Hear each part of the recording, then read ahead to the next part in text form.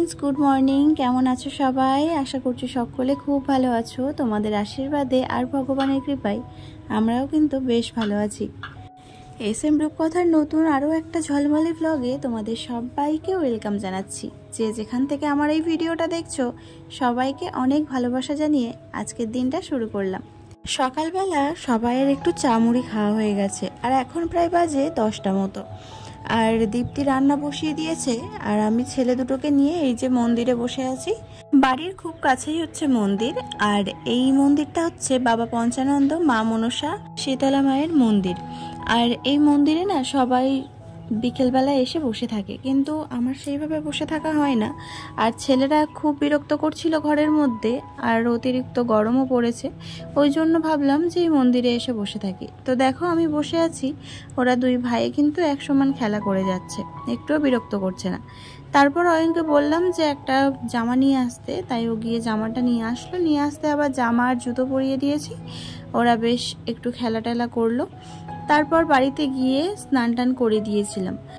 আর এখানে টাইমে জল আসে, মানে টাইম কলে জল আসে, সে আমি ছোটোবেলা থেকে দেখে আসছি। দিনে 3 টাইমই জল আসে, সকাল 6টা, দুপুর 12টা আর বিকেল 3টে।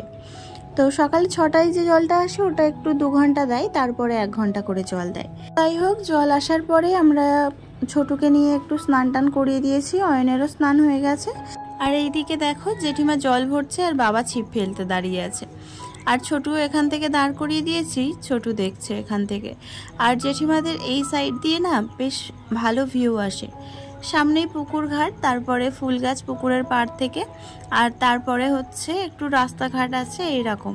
আর আমাদের বাড়ির সামনে দিয়েই কিন্তু পিচের রাস্তা, বাড়ির সামনে জায়গা নেই বললেই চলে। যে উঠোনটা ছিল সেটাও ঘিরে নেওয়া হয়েছে। আর আমার বাপের বাড়িটা ভালোভাবেই তো তোমাদের দেখানো হয়নি, কেননা সেই রকম কোনো সুযোগ সুবিধা আমি পেয়ে উঠিনি, ওই জন্যই দেখাইনি। আর এখানে না খুব অল্প জায়গায় সমস্ত কিছু, মানে রান্না করা থেকে শুরু করে জল নেওয়া খুবই অল্প জায়গার মধ্যেই করতে হয়। তো এই দেখো বাবা একটা রূপচাঁদ মাছ পেয়েছে, বললাম না মাছগুলোর বয়স 2 মাস, এই এতটুকু করেই হয়েছে। তো মাছটা নিয়ে রেখে দিয়েছিল, জানি না কি করবে। তো পরে দেখি বাজার থেকে মাছ নিয়ে এসেছিল ঘুরতে, আর ওর শুধু হাসি পাই ক্যামেরার দিকে তাকালে তো বাজবে। আর এই যে পিছনে সেই বড় মাঠ যেখানে চড়ক পুজো হয়, এটা তোমাদের দেখাবো বাড়ি যাওয়ার সময়। তো আমরা একটা সাইডে গলিতে ঢুকেছি, মানে সাইডে একটা ঢালাই রাস্তা আছে, তো সেই রাস্তাতেই আছি। তো এখানে একটু বসবো, আর ওখানটায় অনেকগুলো লোকজন আছে, ওই জন্য ওখানে বসলাম না। তো এখানে একটু বসবো, তারপরে বাড়ির দিকে যাবো। তো চলো তোমরা সঙ্গে থাকো, যাওয়ার সময় মাঠটা ঘুরিয়ে দেখে তারপর তোমাদের নিয়ে যাবো, ঠিক আছে? চলো। তো বন্ধুরা এই দেখো, এদিকে হচ্ছে ও রিলস বানাচ্ছে একটু, আর এই দেখো পিছনে এই রাস্তাটা কিন্তু খুব সুন্দর। দেখো দেখো সেই লম্বা লম্বা ঝাউ গাছ, আর এই হচ্ছে অটো দাঁড়িয়ে আছে, আর ঠিক রাস্তার ওই সাইডে হচ্ছে ঝাউ বাগান। চলো পরে দেখাচ্ছি। এই জায়গাটায় চড়ক পুজো হয়, এই মাঠটাতে, কিন্তু এখন জল উঠে পুরো ভর্তি হয়ে গেছে। আর এই যে লম্বা লম্বা ঝাউ গাছ, চারিদিকে রাউন্ড করা। আর ওইদিকে দেখো অনেকগুলো মানে বউরা এসে বসে আছে, বিকাল হলেই এখানে সবাই এসে বসে থাকে। আর এখানে বল খেলা হয়, ওই জন্য মাঠটা একদম সমান নেই। আর এই সাইডেও দেখো বসে আছে সবাই। তো চলো এখন বাড়ির দিকে যাব। তা বস, এখানে বস। আমরা মাঠের থেকে অনেকক্ষণ আগে এসেছি, তারপরে এসে দেখছি ওর পড়ানোর 2জন ছাত্রীও চলে এসছে। আর এখানে ভাই পড়াচ্ছে, আর দীপ্তি এখন চা আর মুড়ি বানাচ্ছিল, খাওয়া দাওয়া হবে। আর ভাইয়ের দিকে ক্যামেরা ঘোরাতেই ও শুধু কেমন করছিল, মানে ও ক্যামেরার সামনে আসতেই চায় না। তো যাই হোক চলো, আমাদের এখন মুড়ি মাখা হয়ে গেছে। আর ওদিকে জেঠিমাদের বাড়িতে আরও অনেকে আছে, চলো তোমাদের সাথে শেয়ার করছি। আর ছোটু তো এদিকে ছাতা নিয়েই খেলতে শুরু করে দিয়েছে। আর জেঠিমাদের বাড়ির থেকে এই কচ্ছপটা নিয়ে এসেছিলো, ওটাই ঘরের থেকে নিয়ে এসে ওর মামার মাথায় দিচ্ছে। যাই হোক এই দেখো আমাদের মুড়ি মাখানো হয়ে গেছে, আর এই যে চা। আর এবার চলো জেঠিমাদের বাড়িতে যাচ্ছি। তো জেঠিমাদের বাড়িতে এসে দেখো সবাই খাওয়া দাওয়া শুরু করে দিয়েছে, মানে ঘরেতে মিষ্টি বানিয়েছিল সন্দেশ, তো সেটাই এখন খাওয়া দাওয়া চলছে। আর জ্যাঠামশাই হচ্ছে তেল ঢালছে বোতলে, আর ঠাম্মা বসে আছে, এদিকে বাবা ছানা মাখাচ্ছে, মানে বাড়ির দুধ কাটিয়ে ছানা করা হয়েছে, তো সেই ছানাটা এখন সন্দেশ হবে, তাই জন্য বাবা সেটা ভালো করে মাখিয়ে নিচ্ছে। আর ওদিকে জেঠিমা পরোটা বানাচ্ছে, জ্যাঠামশাই খেয়ে যাবে কাজে, মানে আর একটু পরেই জ্যাঠামশাই কাজে চলে যাবে, ওই জন্যই একটু পরোটা বানিয়ে দিচ্ছে, খেয়ে দিয়ে বেরোবে। আর একটু গল্প হচ্ছিল, হাসি মজা অনেক কিছুই হচ্ছিল এখানে। তো যাই হোক, আমি ভয়েসটা দিলাম না, কেননা গান চলছিল, অনেক কথাবার্তা হচ্ছিল, ওই জন্যই ভয়েসটা দিইনি।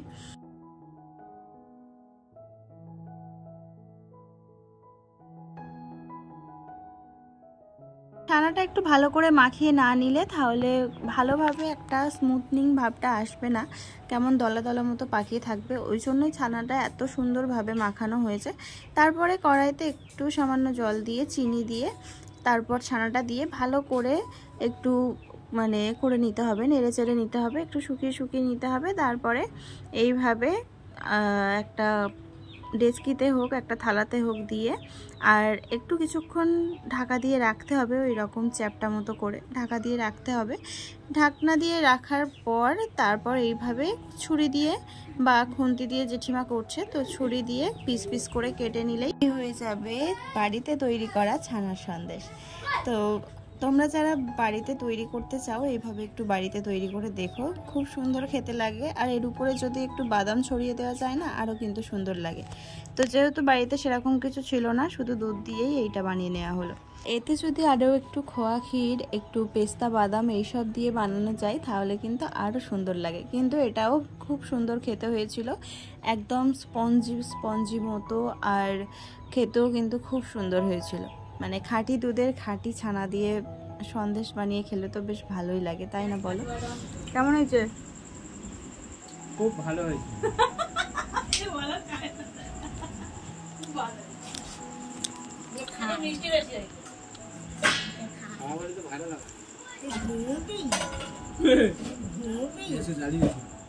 তো দেখেছো, সামান্য একটু ভয়েস রেখেছিলাম, তো কেমন একটা শাঁসা করে আওয়াজ হচ্ছিল, ওই জন্য সব ভয়েসগুলো মিউট করে রেখেছিলাম। তারপর খাওয়া দাওয়া শেষ করে আর এই যে গাড়িটা বাইরে ছিল এটা তুলে দেওয়া হলো। তো বন্ধুরা, আজকের মতো আমি এখানেই শেষ করছি। অবশ্যই কিন্তু ভিডিওটা দেখে কমেন্ট করো।